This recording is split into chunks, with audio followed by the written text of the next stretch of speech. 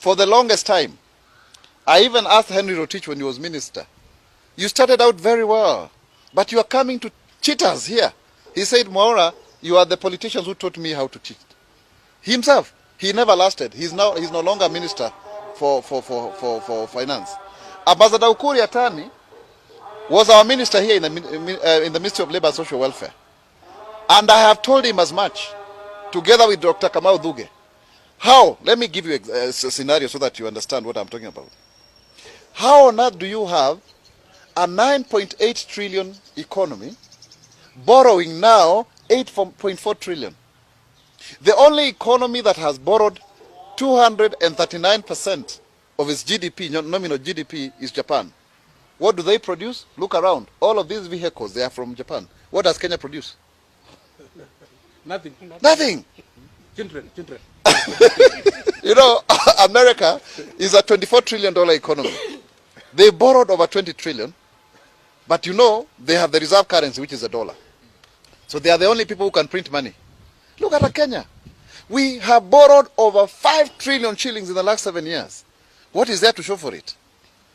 Other than just expanding the size of government. So yes, that video that you are seeing going viral, I spoke about it in February. In fact, Mheshimiwa Sankoko was asking me about it then.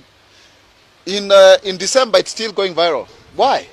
When I spoke, some people even called me from very high offices and they were telling me, Mwaura, what are you saying? I said, I will stand by the truth. We are now digging our hole deeper. We have raised our debt ceiling to 9 trillion. We are now going to exhaust it. We will remain with about 800 billion. We are expanding the size of government. Why, for example, does the Ministry of Health require 98 billion? What for? When health is devolved. Come on, I mean, let's be serious. How do you explain the building of Dongokundu bypass at a cost of 1 billion per kilometer? Really? Are we joking? Look at this expressway. How much is it costing us? This is development corruption and voodoo economics. I mean, let's not just lie to Kenyans. People are just increasing their money. And finally, let me just say about this issue. Why don't we have a single treasury account? Because ministry departments and agencies are having accounts in commercial banks, right? Then the same commercial banks do not lend to Kenyans. They are holding government money, then still lending the same government money. Ukuri Atani has said now they should not expect payment on their T-bills, right? The interest rates.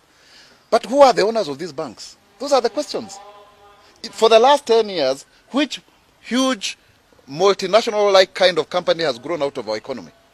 The usual suspects, Safaricom, KCB, what have you. The only people who try to come out was SportsPesa, Suali Nyongwa. So we are in a cartel economy. How can a young man make money anymore? How can a young woman, a person with disability make money anymore in this economy? So tuache kudanganyana bwana, hii ni ushenzi bwana. We are a broke country and nobody should lie to you. We are broke. We cannot pay. Every road you see constructed, any development money is borrowed money. We have a 3 trillion budget. 3 trillion budget, out of which 1 trillion is going back to pay debt. Within 7 years, we've grown from less than 1 trillion budget. The first budget that was read was 1.15 trillion by President Uhuru Kenyatta when he was Minister for Finance. Now we are talking about 3 trillion. How can we sustain a 3 trillion budget? From where? And yet our collection, our revenue collection, is 15% to the GDP. If you look at OECD countries, they do up to 40%, right? So if then, because of corruptions and issues of inefficiencies and non-tariff barriers, Kenyans are not able to do business. Because it's a huge corruption enterprise. We are in a hole and we are digging it deeper. I don't envy President Uhuru, by the way. I don't. This is the worst, because, you know, President Kibaki gave us a country that was, the debt there was 1.8